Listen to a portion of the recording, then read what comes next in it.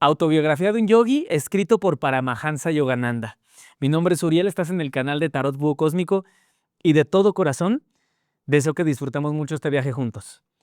Bienvenido, gracias por estar aquí y que Dios te bendiga. Comenzamos. Capítulo 1. Mis padres y mi primera infancia. La búsqueda de las verdades supremas, unida a la concomitante relación entre el discípulo y su gurú, y aquí está nota del autor, gurú, maestro espiritual. El Gurú Gita, versículo 17, apropiadamente describe al gurú como el disipador de la oscuridad. De la raíz sánscrita gu, oscuridad, iru, aquello que disipa, gurú. Ha constituido desde siempre los rasgos distintivos de la cultura de la India. En mi caso, mi senda me condujo a los pies de un sabio semejante a Cristo, cuya hermosa vida fue moldeada para el beneficio de todas las épocas.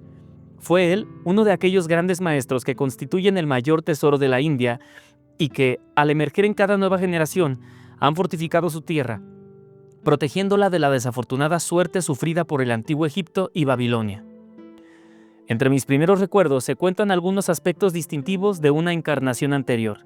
Desplazadas en el tiempo, acudían a mi mente nítidas reminiscencias de otra existencia en un pasado distante, durante la cual había vivido yo como un yogi. Significado de yogi, practicante de yoga, unión, antigua ciencia que trata de la meditación en Dios.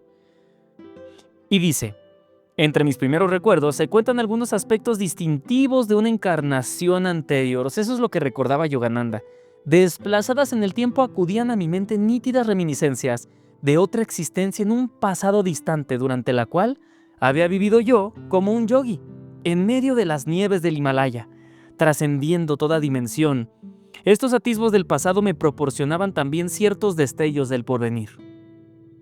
Puedo recordar aún las humillaciones propias de la infancia impotente, la rebeldía consciente experimentada al verme incapaz de caminar y expresarme libremente, y las suplicantes oraciones que brotaban en mí como reacción ante tal impotencia. Dotado de una intensa vida afectiva, esta se expresaba mentalmente, en aquel entonces, en las palabras de muchos idiomas. De manera gradual, en medio de la confusión interior de las diversas lenguas, me habitué a escuchar las sílabas del idioma bengalí de mi gente. Cuán asombrosamente vasta es la mente infantil, aunque a los ojos de los adultos parezca limitarse al mundo de los juguetes y de los dedos de los pies.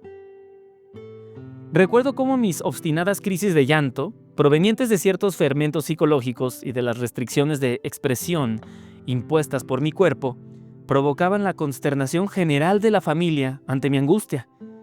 Pero guardo también en la memoria momentos felices, las caricias de mi madre, mis primeros balbuceos y mis primeros pasos. Estos éxitos tempranos, que olvidamos tan rápidamente, constituyen, no obstante, los cimientos naturales de la confianza en uno mismo. No es inusitado retener recuerdos de un pasado tan remoto. Numerosos yogis, en efecto, han conservado la conciencia de sí mismos, sin que ésta experimentase interrupción alguna, incluso a través de las dramáticas transiciones entre la vida y la muerte. Si el hombre no fuese sino solo un cuerpo, su identidad desaparecería, ciertamente con la pérdida de éste. Pero si los profetas a lo largo de los milenios nos han dicho la verdad, el hombre es en esencia un alma incorpórea y omnipresente. Aunque no sea esto lo más frecuente, no es totalmente desusado el conservar claros recuerdos de la primera infancia. Efectivamente, a través de mis viajes por numerosos países, he tenido ocasión de escuchar de labios de hombres y mujeres veraces el testimonio de sus recuerdos de la más tierna infancia. Vine al mundo y viví los primeros 8 años de mi vida en la ciudad de Gorakhpur, al noreste de la India, cerca del Himalaya. Yo, Mukunda Lal Ghosh. Y aquí está, nombre del autor, es decir, Mukunda Lal Ghosh, y nos dice, en 1915, cuando entré en la antigua orden monástica de los Swamis, adopté el nombre monástico de Yogananda. Más tarde, en el 35, mi gurú me confirió el título religioso de Paramahansa. Pero bueno, aquí está dándonos su nombre, yo, Mukunda Lal Ghosh. Nací el 5 de enero de 1893. Fui el cuarto hijo y el segundo varón de una familia de 8 hermanos, 4 hombres y 4 mujeres. Tanto mi padre como mi madre eran bengalíes y pertenecían a la casta de los kshatriyas. K-S-H-A-T-R-I-Y-A-S. Kshatriyas. Y aquí está, nota del autor después de kshatriyas, la casta de los guerreros y gobernantes, la segunda en el sistema tradicional de castas de la India. Y bueno, tanto mi padre como mi madre eran bengalíes y pertenecían a la casta de los kshatriyas, y ambos estaban dotados de un carácter extremadamente noble. Su amor mutuo de naturaleza tranquila y digna nunca se expresaba en forma frívola. La armonía perfecta que reinaba entre ellos constituía el reposado centro alrededor del cual giraba el tumulto de nuestras 8 jóvenes vidas. Mi padre, Bhagavati Charan Ghosh, era un hombre amable, serio y en ocasiones adusto. Vamos a buscar entonces la definición completa de esta palabra, adusto. Adusto, significado. Ok, adusto, adusta, quemado, tostado, ardiente, poco tratable, medio huraño, malhumorado.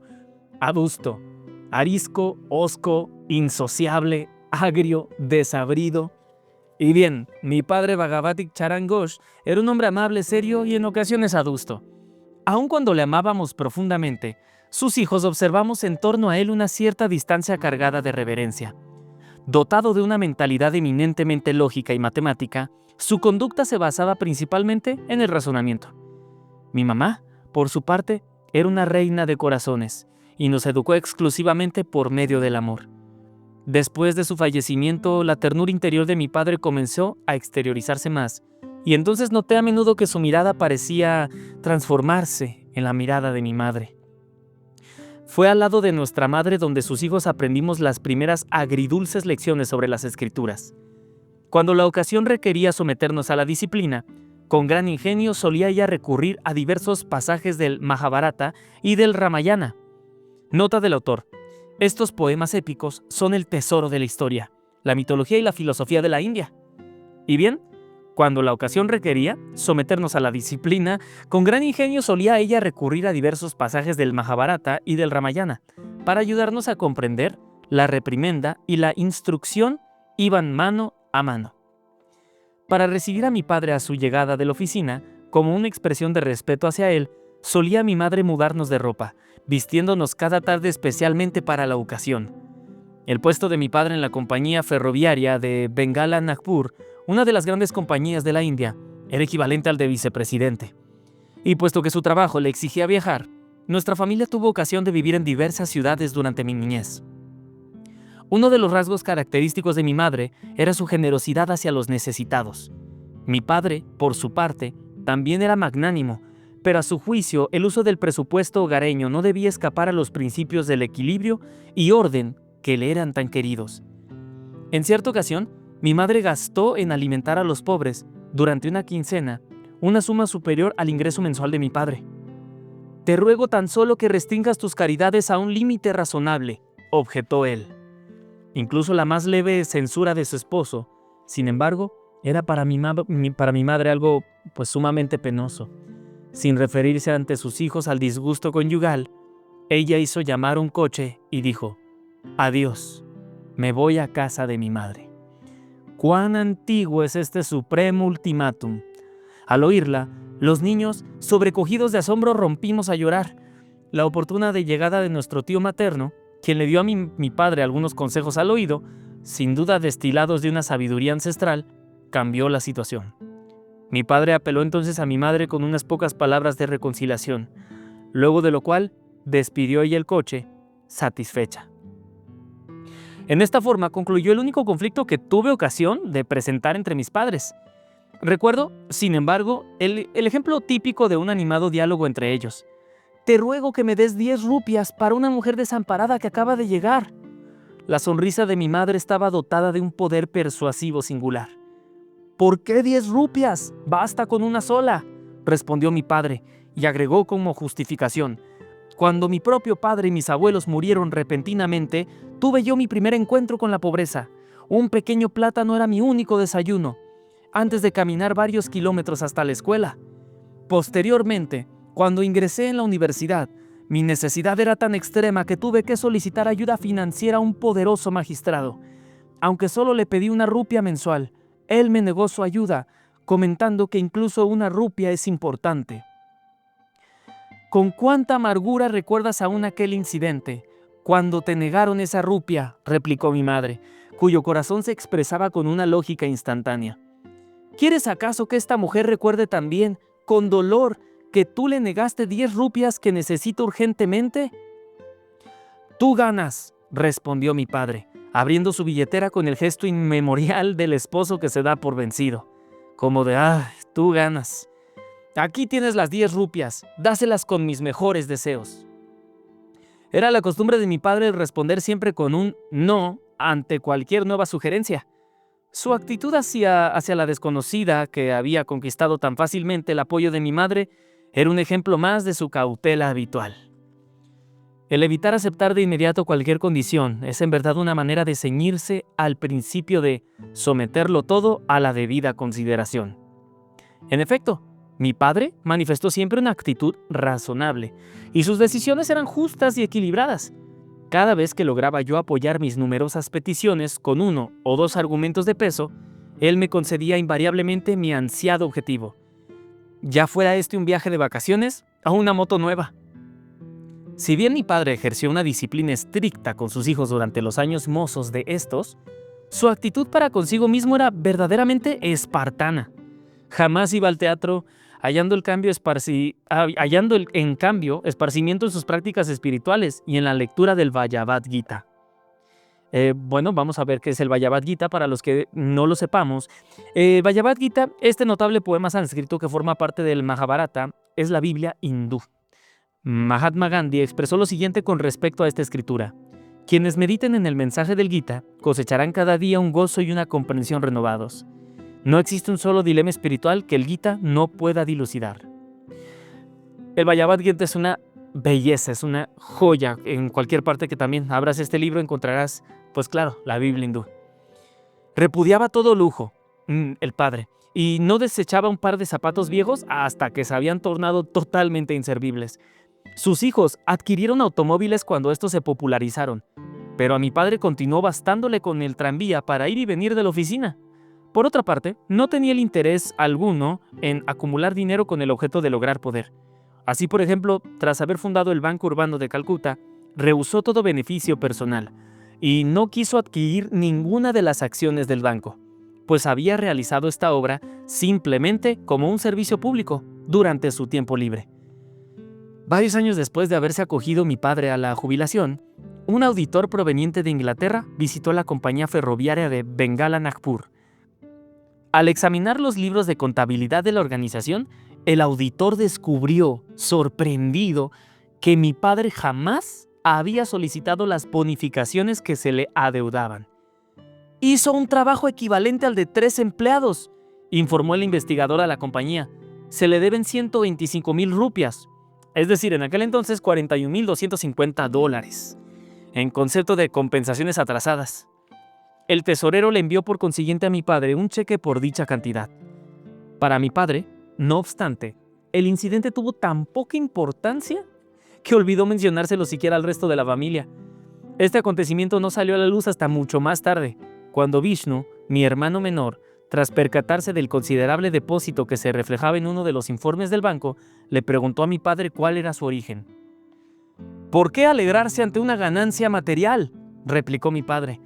Quien persigue la meta de la ecuanimidad no se regocija ante la ganancia ni se deja deprimir por pérdida alguna, pues sabe que el hombre llega sin dinero a este mundo y lo abandona también en la misma forma. Poco tiempo después de casados, mis padres se convirtieron en discípulos del gran maestro de Benares, Lahiri Mahasaya. Esta relación fortaleció el temperamento naturalmente ascético de mi padre. En cierta ocasión, mi madre le hizo una notable confesión a Roma, nuestra hermana mayor. Tu padre y yo compartimos el mismo lecho como marido y esposa solamente una vez al año, con el objeto de tener hijos. Mi padre conoció a Lahiri Mahasaya gracias a Avinash Babu. Y aquí hay una nota del autor. Babu significa señor. Es un apelativo que se usa al final de los nombres bengalíes. Vuelvo a leer. Mi padre conoció a Lahiri Mahasaya gracias a Avinash Babu, empleado de una filial de la compañía ferroviaria Bengala Nagpur, quien solía deleitar mis jóvenes oídos en Gorakhpur con sus relatos acerca de los santos de la India. Invariablemente, Avinash Babu concluía tales conversaciones brindándole tributo a la suprema gloria de su propio gurú. ¿Escuchaste alguna vez la historia de las circunstancias extraordinarias en las cuales tu padre se convirtió en discípulo de Lahiri Mahasaya? Avinash me hizo esta provocativa pregunta una tranquila tarde de verano, mientras ambos departíamos en el patio de mi casa. Moví la cabeza negativamente, con una sonrisa expectante. Avinash Babu inició su relato. Años atrás, antes de tu nacimiento, le pedí autorización a mi jefe, tu padre, para ausentarme de la oficina durante una semana, con el fin de visitar a mi gurú en Benares. Tu padre ridiculizó mis proyectos. ¿Has de convertirte en un fanático de la fe?, me preguntó. Si deseas progresar, concéntrate más bien en tu trabajo. Al retornar tristemente a casa aquella tarde, me encontré con tu padre en una senda del bosque, abandonado su palanquín y despidiendo a los sirvientes. Unió sus pasos a los míos, mientras se esforzaba por consolarme, destacando las ventajas de luchar por alcanzar el éxito. Yo le escuchaba distraídamente repitiendo en mi corazón: Lahiri Mahasaya, no puedo continuar viviendo sin verte. Nuestro camino nos condujo a los lindes de una apacible pradera, en la cual ocultaban altas hierbas silvestres, coronadas por los últimos rayos de la tarde. Nos detuvimos, admirados, y allí, en medio de la pradera, a solo unos pocos metros de distancia, apareció súbitamente mi gran gurú.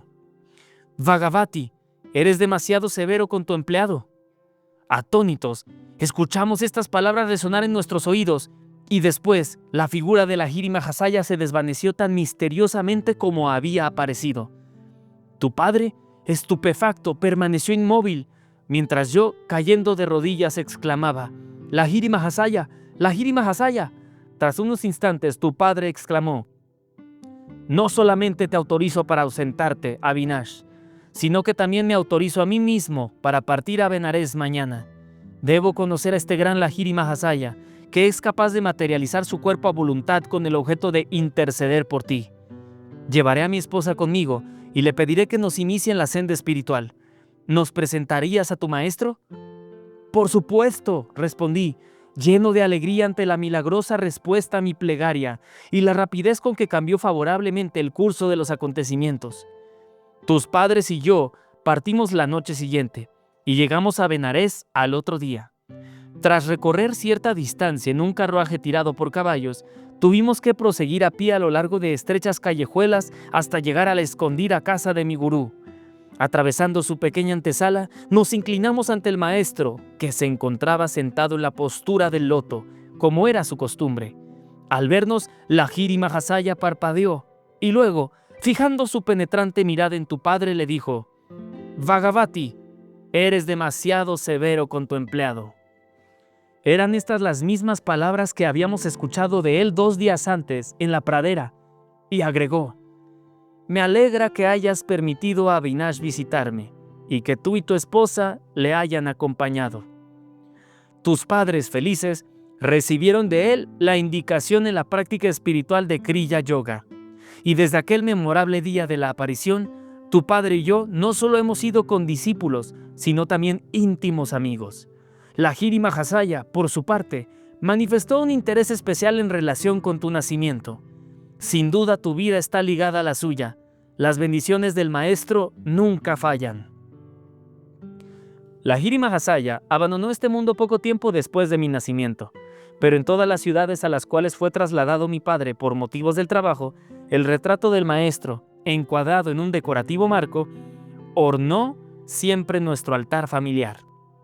Y muchas fueron las mañanas y las noches que nos encontraron, a mi madre y a mí, meditando ante un santuario improvisado y ofreciéndole flores impregnadas en pasta de sándalo. Así, con incienso y con mirra, y con la devoción de nuestros corazones unidos, honrábamos a la divinidad que se había expresado plenamente a través de Lahiri Mahasaya.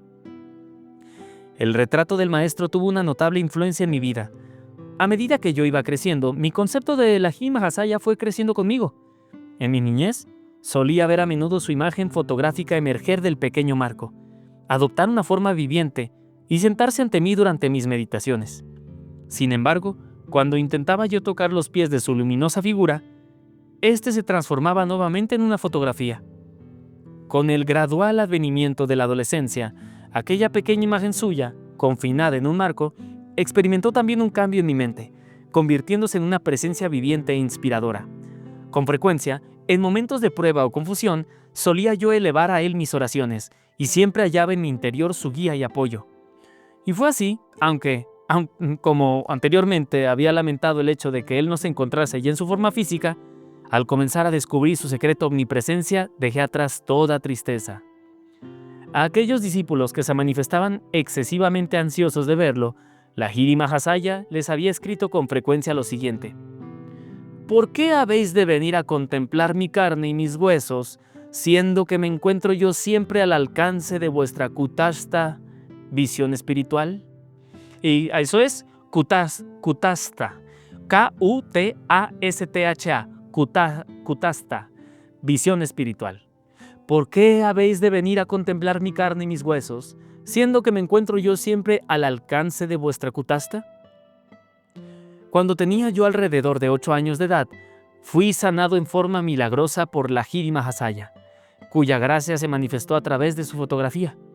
Este incidente, que intensificó todavía más mi amor por él, ocurrió mientras vivíamos en la ciudad de Ichhapur, I-C-H-A-P-U-R, en Bengala, en donde sufrí un ataque de cólera asiático. Los médicos me habían desahuciado y me encontraba al borde de la muerte. Recuerda, esto fue a los 8 años. Velando junto a mi lecho, mi madre me instó frenéticamente a alzar la vista hacia el cuadro de la Lahiri Mahasaya que colgaba del muro sobre mi cabeza. «Inclínate ante él mentalmente», me apremió, sabiendo que me encontraba demasiado débil para levantar siquiera las manos en señal de respeto. «Si le manifiestas verdaderamente tu devoción y te arrodillas interiormente ante él, el maestro salvará tu vida». Al elevar la mirada hacia la fotografía, vi una luz cegadora que emanaba de ella, envolviendo mi cuerpo e inundando la habitación entera. Mi recuperación fue total e instantánea. Las náuseas y todos los demás síntomas, hasta entonces incontrolables, desaparecieron, y me sentí lo suficientemente fuerte como para inclinarme hasta el suelo y tocar los pies de mi madre, en señal de agradecimiento por su inmensurable fe en su gurú. Ella, por su parte, apoyando una y otra vez su rostro contra el retrato, exclamó: «Oh, cuánto te agradezco, omnipresente maestro, el haber permitido que tu luz sanara a mi hijo». Al escucharla, comprendí que también ella había sido testigo de aquel destello de luz, por cuya intercesión me había yo recuperado al instante de una enfermedad que es generalmente fatal. Una de mis posesiones más preciadas en esa misma fotografía es esa misma fotografía, la cual, habiéndole sido obsequiada a mi padre por el propio Lahiri Mahasaya, está cargada de vibraciones sagradas. La foto tiene un origen milagroso. Su historia me la relató Kali Kumar Roy, condiscípulo de mi padre. Aparentemente, el maestro tenía cierta aversión a dejarse fotografiar. A pesar de sus objeciones, en cierta ocasión le fue tomada una fotografía en compañía de algunos discípulos, entre los cuales se contaba Kali Kumar Roy. Al revelar las placas, sin embargo, el sorprendido fotógrafo descubrió que aun cuando la foto revelara claras imágenes de todos los discípulos, en el centro de esta, donde debería haber aparecido la figura de la Lahiri Mahasaya, no había sino un espacio en blanco. El fenómeno dio origen a múltiples especulaciones. Gangadhar Babu, un discípulo que era, además, un experto fotógrafo, se jactó de ser capaz de atrapar la fugitiva imagen del maestro con su cámara, portando su equipo fotográfico. Llegó a la mañana siguiente a la casa del gurú, quien se encontraba sentado en la postura del loto sobre un banco de madera delante de un biombo. Tomando todas las precauciones concebibles para tener éxito, expuso ávidamente 12 placas fotográficas. No obstante, pronto descubrió que cada una de ellas contenía solamente las imágenes del taburete de madera y el biombo, pero no así la figura de la Lahiri Mahasaya. Quebrantado su orgullo, Gangadhar Babu acudió al gurú con lágrimas en los ojos. Transcurrieron muchas horas antes de que la Lahiri Mahasaya rompiera su silencio con este significativo comentario: Yo soy espíritu. ¿Puede acaso tu cámara captar al ser invisible y omnipresente? Ya veo que no lo puede hacer, replicó Gangadhar Babu. Sin embargo, mi corazón ansía poseer una fotografía del templo corporal de vuestra santidad. Solo ahora he comprendido lo limitado que ha sido mi entendimiento. No sabía yo cuán plenamente reside el espíritu en vuestro ser. Ven, pues, mañana por la mañana y posaré para ti, respondió Lahiri Mahasaya. Al día siguiente, el fotógrafo enfocó nuevamente su cámara, y en esta ocasión la sagrada figura no se revistió de una misteriosa imperceptibilidad, sino que se reveló nítidamente en la placa fotográfica. Aparentemente, el maestro nunca volvió a posar para ningún fotógrafo. Jamás he visto otra fotografía de él. La foto de esta historia se reproduce en el presente libro. Y bueno, aquí está, véase la página opuesta a la 321. 321, permíteme, y aquí está la fotografía de Lahiri Mahasaya. Es una imagen muy clásica y muy conocida. No sé si la puedas ver por aquí. Yo sé que esta es una lectura en vivo, quizás ni siquiera estés viendo el video, pero bueno, la voy a poner acá. Entonces, es esta de aquí. De igual forma, tú la puedes buscar pues en internet, o sea, la puedes googlear, Lahiri Mahasaya, y ver esta auténtica, impresionante fotografía que tiene una historia muy bonita. Qué fascinante esta lectura, ¿no? Espero te esté encantando tanto como a mí. Y bueno, dice, existen copias disponibles de esta fotografía que pueden solicitar en la Self-Realization Fellowship. Véase también el retrato pintado de Lahiri Mahasaya en la página opuesta a la 352, durante su estancia en la India en 1935-36. Bueno, yo creo que es esta misma que te estoy enseñando ahorita, en este preciso momento, es esta. Aquí está Lahiri Mahasaya. ¿Sale? Igual, nuevamente, puedes googlearlo tú también. Al contemplar el rostro de Lahiri Mahasaya, apenas si puede apreciarse su origen racial. Sus armoniosos rasgos faciales son en verdad de un tipo universal. Su enigmática sonrisa revela con sutileza el gozo que surge de la comunión divina. Sus ojos, a la vez entreabiertos y semicerrados, sus ojos, entreabiertos y semicerrados, denotan un interés meramente nominal por el mundo externo, y al mismo tiempo una honda absorción a la bienaventuranza interior. Por completo indiferente a las atracciones mundanas, y él se hallaba en todo momento perfectamente consciente de los problemas espirituales de quienes recurrían a su generosa guía. Poco tiempo después de haber sido yo curado mediante el poder de la fotografía de Lahiri Mahasaya, tuve una visión espiritual trascendental. Sentado en mi cama, una mañana entré en un hondo estado de ensoñación, durante el cual un profundo interrogante se impuso en mi mente. ¿Qué existe más allá de la oscuridad de los ojos cerrados? En respuesta, una luz fulgurante se manifestó de inmediato ante mi visión interior, y en la vasta pantalla resplandeciente dentro de mi frente aparecieron, como en diminutas películas, las divinas figuras de santos sentados en la postura de meditación en las grutas de las montañas. ¿Quiénes sois?, pregunté en voz alta. Somos los yogis del Himalaya, fue la indescriptible respuesta celestial. Algo así como, somos los yogis del Himalaya. ¡Oh! ¿Cómo deseo ir al Himalaya y convertirme en uno de ustedes?, exclamé con el corazón lleno de gozo. La visión se desvaneció, pero los rayos de plata se expandieron en círculos más y más vastos hasta la infinitud. ¿Qué es este maravilloso fulgor?, pregunté. Yo soy Ishwara, I-S-H-W-A-R-A. Nota del autor. Ishwara, nombre sánscrito para designar a Dios en su aspecto de legislador cósmico, de la raíz Is, que significa gobernar. En las escrituras hindúes existen 1000 nombres para designar a Dios, cada uno de los cuales tiene un significado filosófico de diferente matiz. Ishwara es aquel cuya voluntad crea y disuelve los universos, en ordenados ciclos. Yo soy Ishwara, yo soy luz, respondió una voz semejante al murmullo de muchas nubes. Quiero unirme a ti, exclamé. Aquel éxtasis divino se desvaneció gradualmente, pero dejó tras de sí un legado permanente. El Señor es gozo eterno, siempre nuevo. Esta percepción perduró en mi memoria mucho después de aquella experiencia extática, sirviéndome de inspiración en mi búsqueda de Dios. Guardo de mi infancia otro recuerdo imborrable, incluso en el sentido literal de la palabra, ya que dejó en mí una cicatriz visible hasta hoy. El incidente ocurrió una mañana en el patio de nuestro hogar en Gorakhpur, en donde Uma, mi hermana mayor, y yo estábamos sentados bajo un árbol de Neem, N-E-E-M, Neem. Mientras procura ella infructuosamente enseñarme a leer el bengalí, yo, por mi parte, prestaba más atención a observar cómo los papagayos devoraban los frutos del árbol de margosa.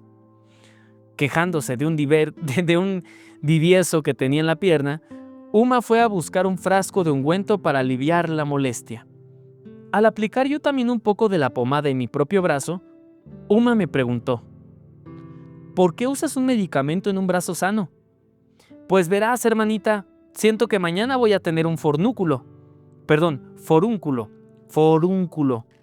Vamos a ver el significado de esta palabra, forúnculo. Quiero ver los sinónimos. Forúnculo, significado. Forúnculo, inflamación purulenta producida por la infección bacteriana de un folículo piloso. Divieso, absceso, grano, bulto, chichote. Un forúnculo es una protuberancia dolorosa y llena de pus que se forma debajo de la piel cuando las bacterias infectan y causan la inflamación de uno o más folículos del vello. Se suelen presentar en áreas pilosas húmedas del cuerpo como cara, cuello, axilas, ingle, piernas y mamas, especialmente donde se produce con roce la ropa. ¿Ok? Entonces dice: pues verás, hermanita, siento que mañana voy a tener un forúnculo. Por lo tanto, estoy simplemente probando tu ungüento en el lugar en el cual aparecerá. ¡Ah, tu pequeño embustero! No me llames embustero, hermana, mientras no hayas visto lo que sucederá mañana, respondí con indignación. Pero Uma, sin dejarse impresionar, repitió 3 veces su acusación. Con la voz colmada de una formidable determinación, respondí lentamente: por el poder de la voluntad en mí, afirmo que mañana tendré un forúnculo bastante grande en este preciso lugar de mi brazo, y que tu propio divieso habrá aumentado al doble de su tamaño actual. A la mañana siguiente, efectivamente, había en mi brazo un gran forúnculo en el lugar indicado, y el tamaño del divieso de Uma se había duplicado.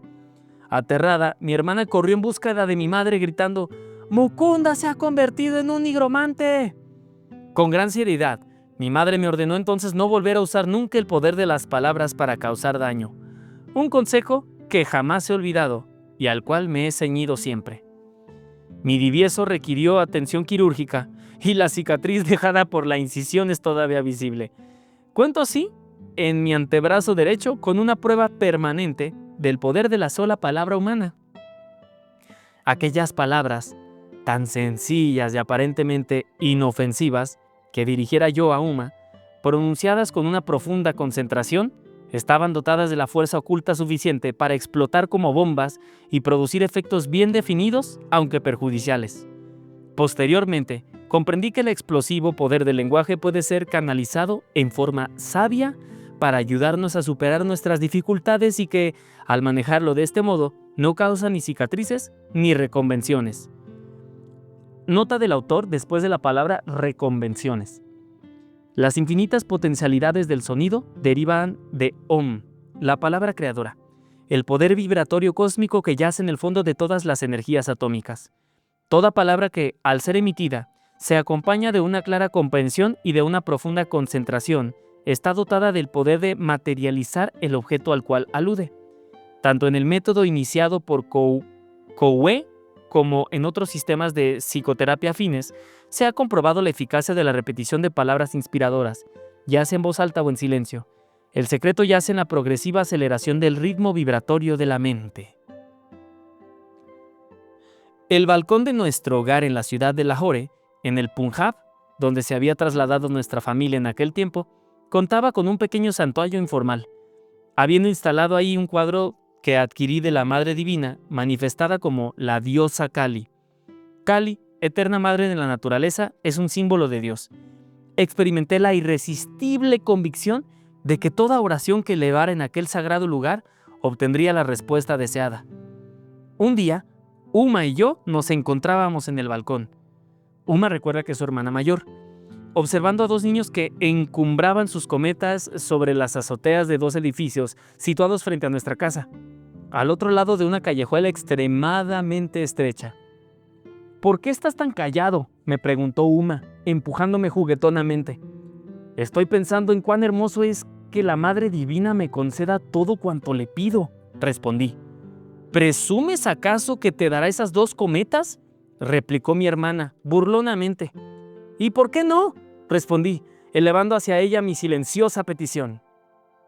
En la India, los niños compiten con cometas cuyas cuerdas se cubren de goma y vidrio molido. Cada antagonista procura cortar con su cordel el de la cometa ajena. Cuando una cometa se suelta y vuela a la deriva sobre los tejados, causa gran diversión el tratar de atraparla. Pero puesto que Uma, mi hermana mayor, y yo nos encontrábamos en un balcón recluido y techado, parecía imposible que una cometa perdida pudiese llegar a nuestras manos, ya que su cuerda se enredaría probablemente en el tejado. Al otro lado de la calleja, los competidores iniciaron el combate. Cuando el cordel de una de las cometas se cortó, esta flotó inmediatamente en mi dirección, deteniéndose luego en el aire por un momento debido a una súbita ausencia de viento. Su cuerda se enredó en un cactus de la azotea de la casa de enfrente, formando un lazo perfecto al alcance de mi mano. Cogiéndolo, atraje la cometa y se la entregué a Uma. «Esto tan solo ha sido un insólito accidente y no una respuesta a tu plegaria», exclamó mi hermana, cuyos oscuros ojos expresaban, no obstante, mayor asombro que sus palabras. «Si la otra cometa también llega a tus manos, creeré». Continué orando intensamente. El cordel de la otra cometa se cortó súbitamente cuando el niño tiró de él con excesiva fuerza. Danzando en el viento, la cometa avanzó hacia mí. Una vez más, mi buen ayudante, el cactus de enfrente, atrapó la cuerda, formándose así un lazo que me permitió cogerla. Al presentarle a Uma mi segundo trofeo, exclamó: «Ciertamente la Madre Divina responde a tus oraciones. Esto es demasiado misterioso para mí». Con estas palabras, mi hermana huyó como un cervatillo asustado. ¡Guau! Muy bien, continuamos entonces con el capítulo 2. Capítulo 2. La muerte de mi madre y el amuleto místico. El deseo más grande de mi madre era el de casar a mi hermano mayor. Cuando yo contemple la cara de la esposa de Ananta, diré que he encontrado el paraíso en la tierra. Con frecuencia oía a mi madre pronunciar estas palabras con el sincero y arraigado sentimiento hindú sobre la continuidad de la familia. Yo tenía 11 años, cuando se verificaron los esponsales de Ananta. Mi madre era feliz en Calcuta, supervisando los preparativos de la boda. Únicamente mi padre y yo habíamos permanecido en nuestra casa de Bareilly, en la parte norte de la India. No se pronuncia Bareilly o Bareilly, en la parte norte de la India, donde mi padre había sido trasladado después de haber permanecido 2 años en Lahore. Con anterioridad, había yo presenciado el esplendor de los ritos nupciales de mis 2 hermanas mayores, Roma y Uma, pero por tratarse de Ananta, el primogénito, los preparativos eran realmente meticulosos. Mi madre en Calcuta estaba recibiendo a los numerosos familiares que a diario llegaban de distintas partes. Ella los hospedaba en una amplia y cómoda casa que recientemente habíamos adquirido, situada en el número 50 de la calle Amherst, A-M-H-E-R-S-T, Amherst. Todo estaba ya listo: las golosinas del banquete, el engalanado trono en el cual mi hermano sería conducido a la casa de la novia, las hileras de luces multicolores, los enormes elefantes y camellos de cartón, así como las orquestas inglesas, no manches, enormes elefantes, camellos de cartón, sí, así como las orquestas inglesas, escocesas e hindúes. Habían comediantes y los sacerdotes para la celebración de los antiguos ritos. Mi padre y yo, con espíritu de fiesta, habíamos acordado ir a reunirnos con la familia a tiempo para estar presentes en la ceremonia nupcial. No obstante, poco antes del día solemne, tuve una siniestra visión.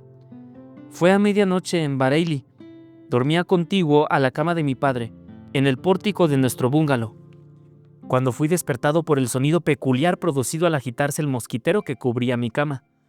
Las endebles cortinas se abrieron y vi la amada forma de mi madre. «Despierta a tu padre». Su voz era solo un susurro. «Tomen el primer tren disponible hoy, a las 4 de la mañana. Vengan rápidamente a Calcuta, si desean verme». La figura de la aparición se esfumó. «¡Padre, padre! Mi madre se está muriendo». El terror en mi tono de voz lo despertó inmediatamente. Sollozando le comuniqué las nuevas.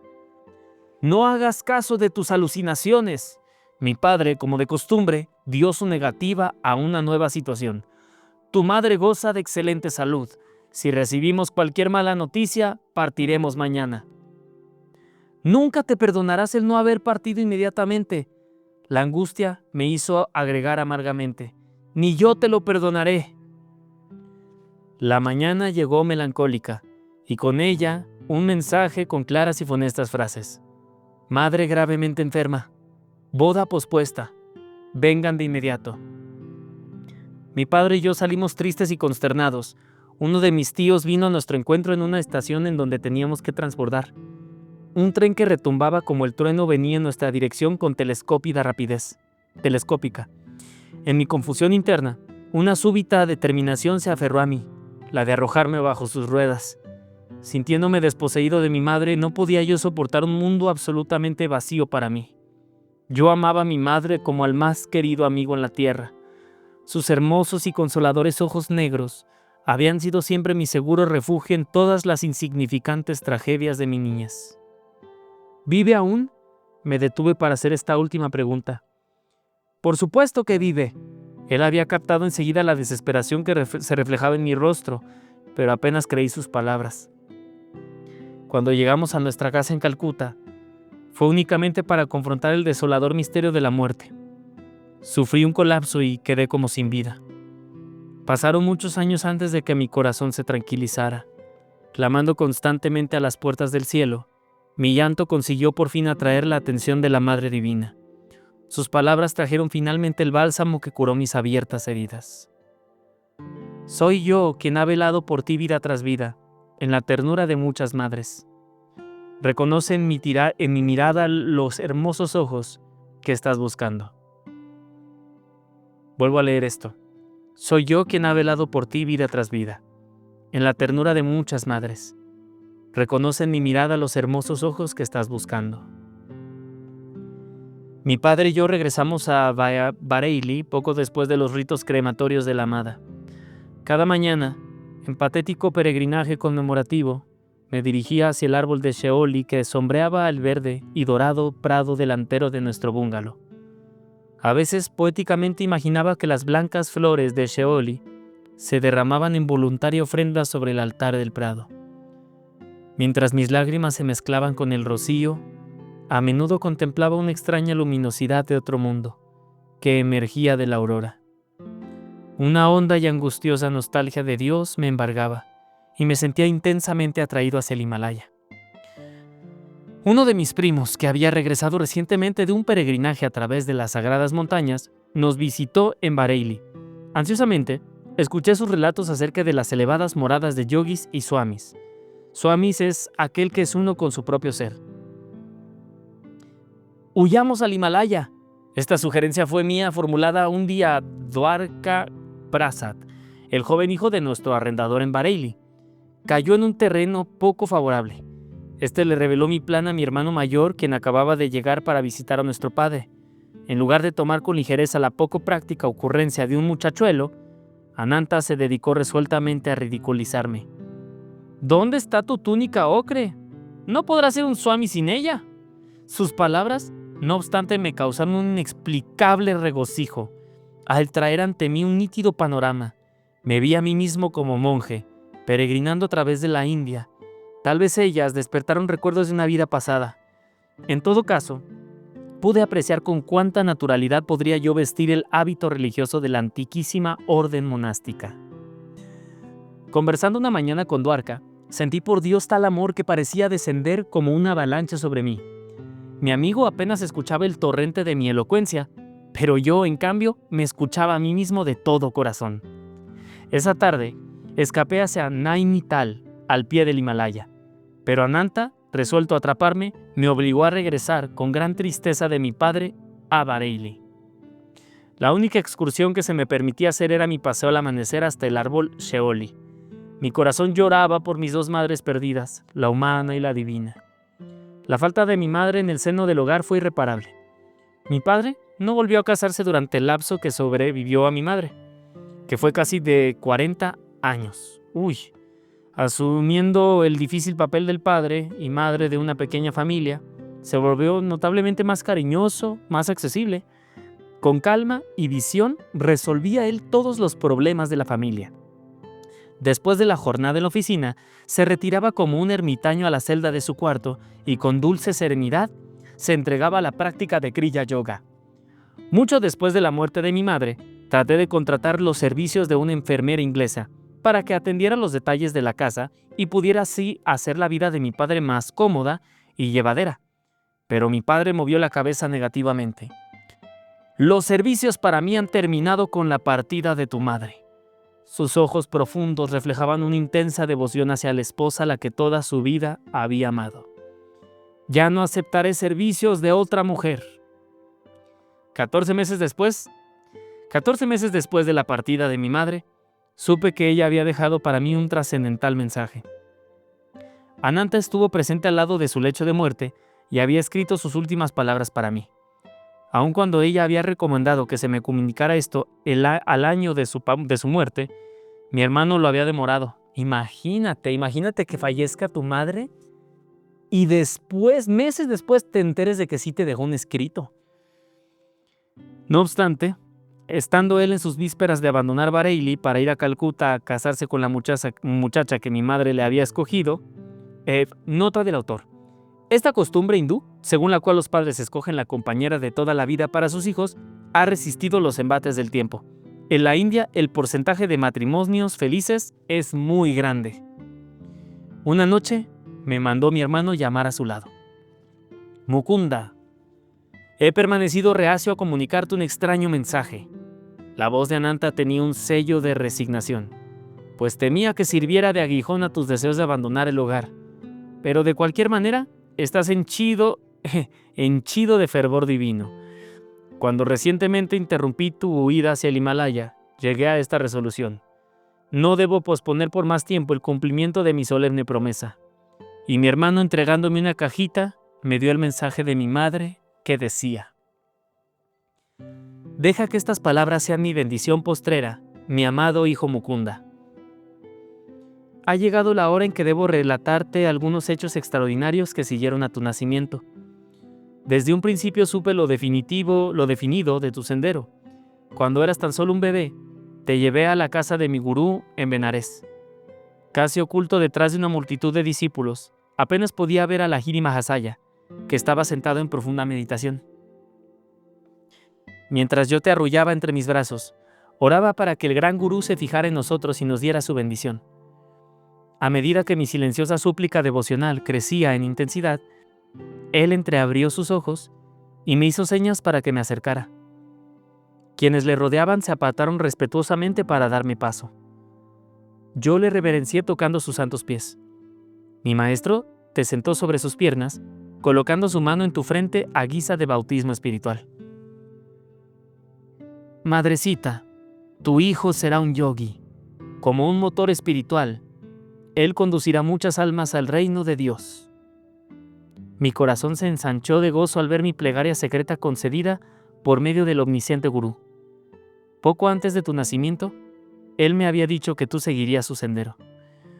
Después, hijo mío, tu hermana Roma y yo fuimos testigos de que habías tenido una visión de la gran luz, ya que te contemplábamos desde la habitación contigua mientras yacías inmóvil en la cama.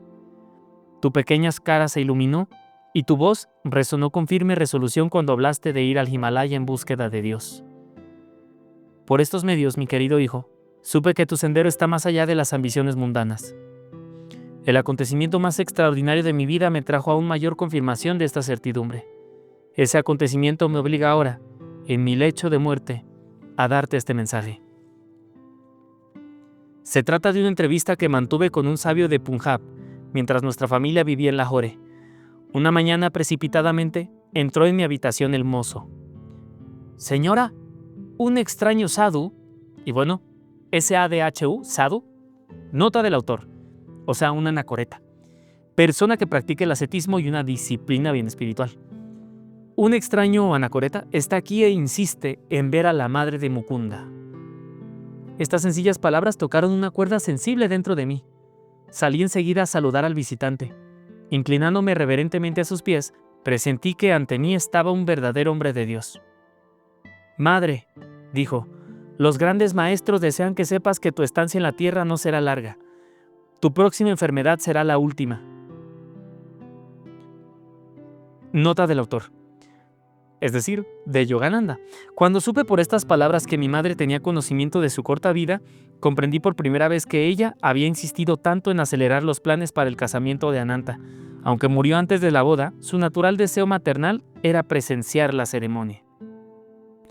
Hubo un silencio, durante el cual no sentí ningún temor, sino solo una inmensa vibración de paz. Finalmente me volvió a hablar. «Deberás ser la guardiana de cierto amuleto de plata. No te lo daré hoy, pero a fin de demorarte la veracidad de mis palabras, el talismán se materializará en tus manos mañana cuando estés meditando. A la hora de tu muerte, deberás dar instrucciones a tu hijo mayor, Ananta, para que guarde el amuleto durante 1 año y después de ese tiempo se le entregue a tu segundo hijo, Mukunda. Mukunda comprenderá el significado del talismán de los grandes maestros. Él deberá recibirlo cuando llegue el momento en que se halle listo para renunciar a todas las cosas terrenas e iniciar su búsqueda vital de Dios. Una vez que el amuleto permanezca en su poder durante algunos años y haya cumplido ya su objetivo, desaparecerá, aun cuando esté guardado en el más secreto escondrijo, y regresará a su lugar de procedencia. Brindé algunas ofrendas al santo y lo reverencié inclinándome con toda devoción. Aquí está hablando la mamá que le dio unas ofrendas, claro, al santo, y nos dice, esta es la norma acostumbrada como expresión de respeto a los sadhus. Continuó entonces, brindé algunas ofrendas. Sin aceptar mis ofrendas, partió dándome su bendición. A la noche siguiente, mientras estaba sentada y meditaba con las manos unidas, un amuleto de plata se materializó entre las palmas de mis manos, tal como el sadhu había predicho. Se hizo manifiesto por su tacto liso y frío.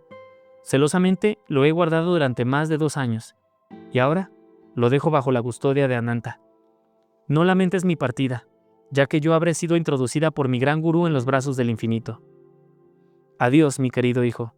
La Madre Cósmica te protegerá. Una ráfaga de iluminación se apoderó de mí con la posesión del amuleto. Muchos recuerdos adormecidos se avivaron. El talismán, redondo, auténticamente antiguo, estaba cubierto de caracteres sánscritos. Comprendí que procedía de maestros de vidas pasadas, quienes invisiblemente guiaban mis pasos.